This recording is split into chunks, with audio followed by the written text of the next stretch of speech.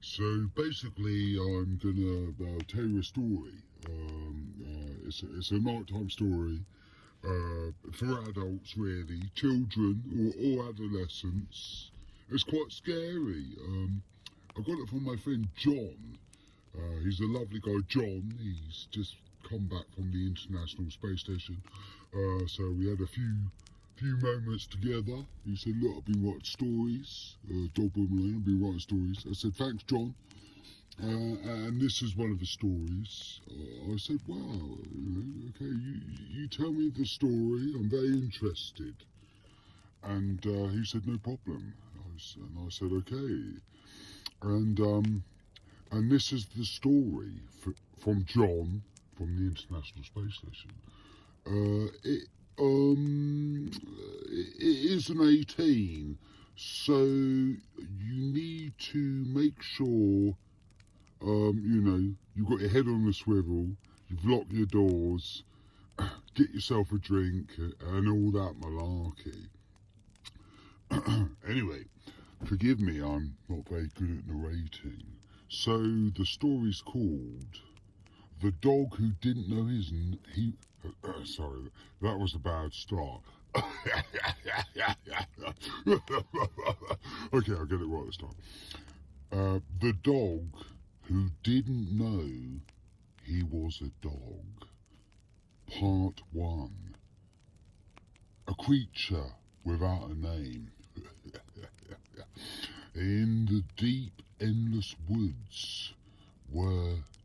Oh, shit, okay. Oh, well, I'll just delete that bit, don't worry. You won't hear this bit. If I didn't delete it, then obviously you did. The Dog Who Didn't Know He Was a Dog. Part 1. A creature without a name. In the deep, endless woods where the trees grew so thick, no sunlight touched the ground, a creature wandered alone. He had fur, 4 strong legs, and a tail that waggled when he was happy.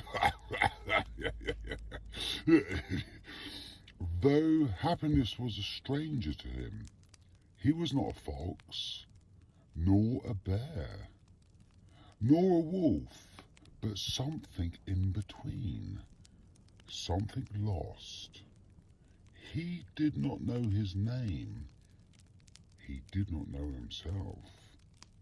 Hunger was his only companion. It gnawed at his belly, but deeper still, it gnawed at his heart. What am I? He wondered, as he prowled through the underbrush. He knew nothing of love, nothing of belonging. He knew only the cold, the hunger, and the whispering wind that carried no answers. Then, one night, the wind changed. A scent curdled through the trees.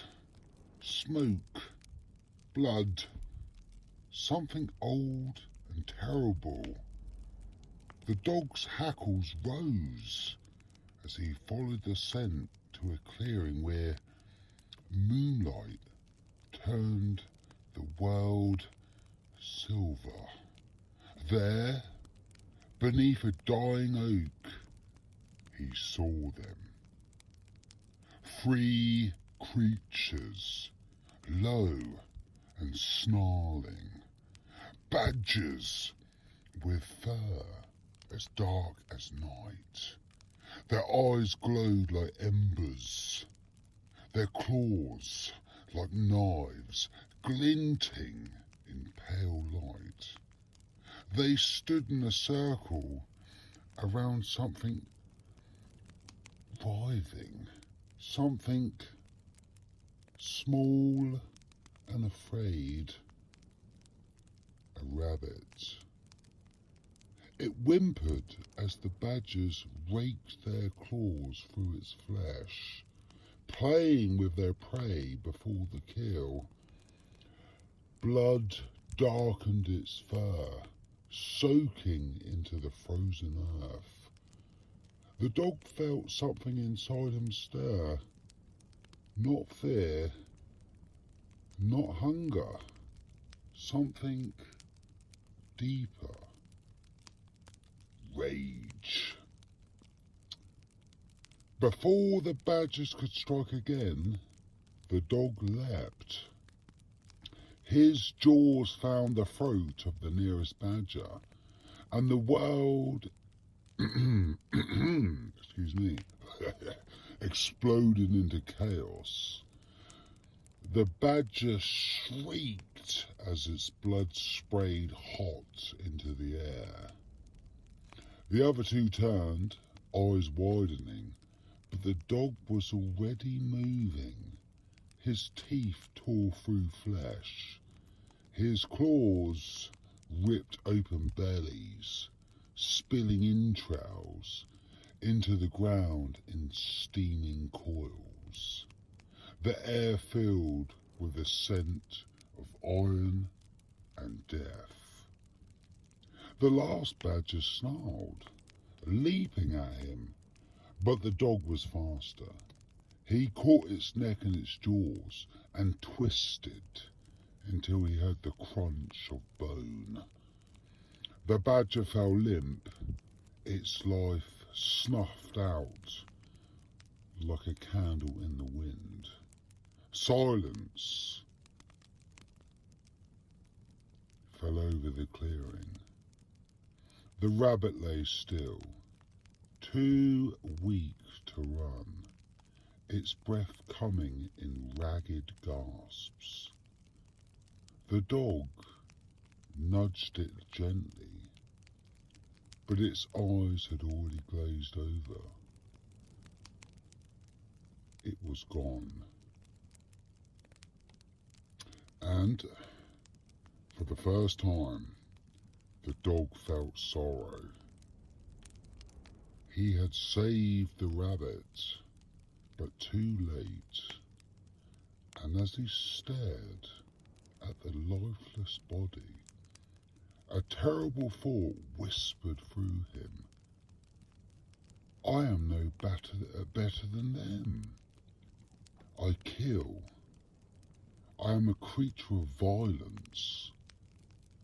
Is that all I am meant to be? He did not know how long he stood there before a voice broke the silence. You fight well, but you fight like one who does not know why. The dog turned from the darkness. A fox emerged, its fur the colour of embers, its eyes old and knowing. Scars crisscrossed its body, each one a story of battles long past. I don't know what I am, the dog admitted. I don't know why I fight. The fox stepped closer, its gaze unwavering. Then come, learn. And so the dog followed. The fox led him deep into the woods to a place where the air shimmered with heat, where fire flickered in the shadows. There the fox taught him to hunt, to fight, but most of all, to think. Strength is not enough, the fox said one night as they sat by the flames. The strongest beast is not the greatest. It is the one who knows when to fight and when to show mercy. The dog listened, but he did not yet understand. His heart was still heavy with the weight of his past. The fox saw this and nodded, as if expecting it. "You will understand soon enough," he said. And then the darkness came. They appeared without warning, slithering from the trees, figures twisted and wrong. Their eyes burned with hatred, their mouths stretched wide in silent screams. The dogs smelled death on them. They were the nightmares of the forest, the creatures that fed on fear and blood. The dog leapt, teeth bared, claws ready, but the fox stopped him. "No," he said, "not yet. Watch." The dog obeyed, though every instinct screamed at him to fight. The creatures circled them, their movements unnatural, but the fox stood his ground, unafraid. And then the fox did something strange. He closed his eyes. He bowed his head. The creatures hesitated, and then they vanished. The dog blinked, confused. What happened? The fox opened his eyes, calm as ever. They were never real. They were fear giving form. Fear thrives on violence. It dies in the face of understanding. The dog felt something shift inside him. The rage, the hunger for battle, it was still there, but it was no longer everything. There was something else now. Wisdom. Purpose. The dog stayed with the fox for many seasons. He learned to fight, not with rage, but with control. He learnt to hunt not for sport, but for need. He learnt that violence was a tool, but kindness was a choice. And one day, when the time was right, the fox led him to the river. "Look," the fox said.